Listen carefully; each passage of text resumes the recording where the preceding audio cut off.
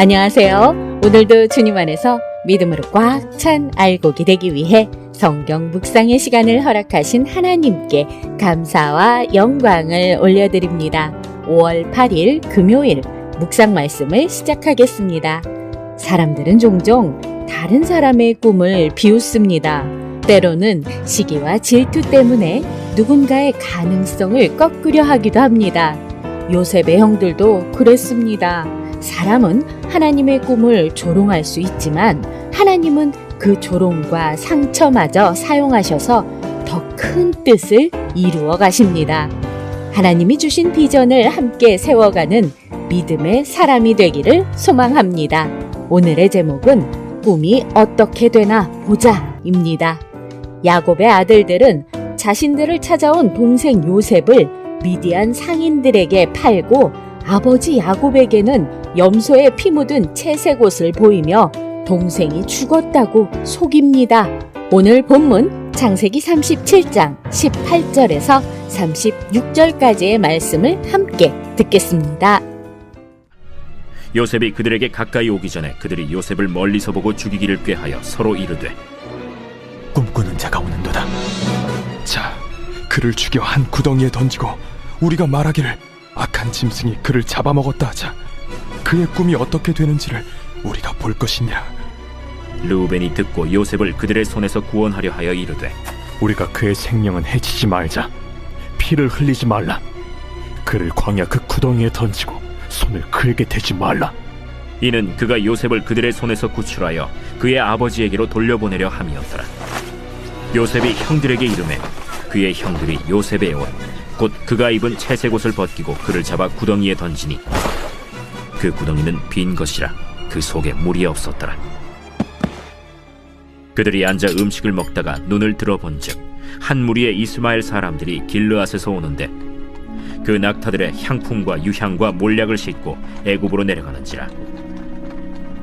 유다가 자기 형제에게 이르되 우리가 우리 동생을 죽이고 그의 피를 덮어둔들 무엇이 유익할까? 자, 그를 이스마엘 사람들에게 팔고 그에게 우리 손을 대지 말자. 그는 우리의 동생이요 우리의 혈육이니라. 하매 그의 형제들이 청종하였더라.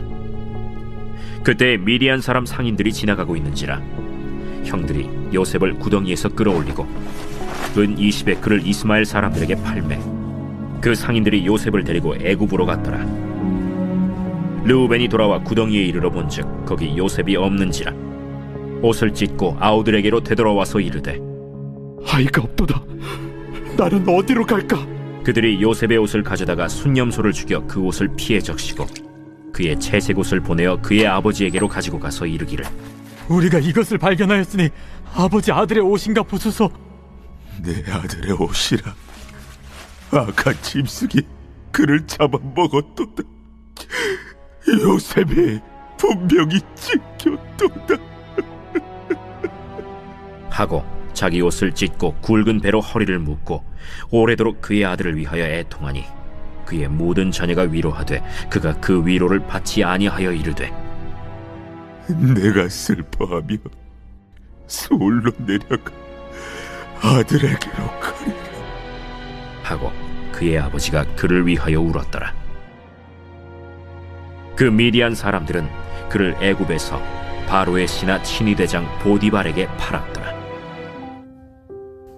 오늘 우리에게 주시는 교훈은 무엇일까요? 18절에서 28절 말씀을 보시면 형들은 멀리서 오는 요셉을 보자마자 죽일 음모를 꾸밉니다. 요셉이 미움을 받는 이유는 아버지의 편애와 하나님께서 주신 꿈 때문이었습니다. 하나님이 주신 비전은 종종 사람들의 불편함을 일으킵니다. 빛이 어둠을 드러내듯 하나님의 뜻은 인간의 교만과 욕망을 흔들기 때문입니다. 형들은 꿈이 어떻게 되나 보자 라고 조롱합니다. 그 말 속에는 하나님께 대한 도전도 담겨 있습니다. 그러나 놀라운 사실은 형들의 악한 행동조차 하나님의 계획을 무너뜨리지 못했다는 것입니다. 요셉은 구덩이에 던져지고 결국 노예로 팔려갑니다. 인간적으로 보면 꿈은 끝난 것처럼 보입니다. 하지만 하나님은 꿈이 무너진 것 같은 자리에서 오히려 꿈을 이루기 시작하십니다. 애굽으로 가는 길은 실패의 길이 아니라 하나님의 섭리의 길이었습니다. 성경은 인간의 죄를 미화하지 않지만 동시에 하나님의 주권이 그 죄보다 크심을 선포합니다. 형들의 죄는 분명 죄였지만 하나님은 그것조차 사용하셔서 더 큰 구원의 역사를 이루십니다.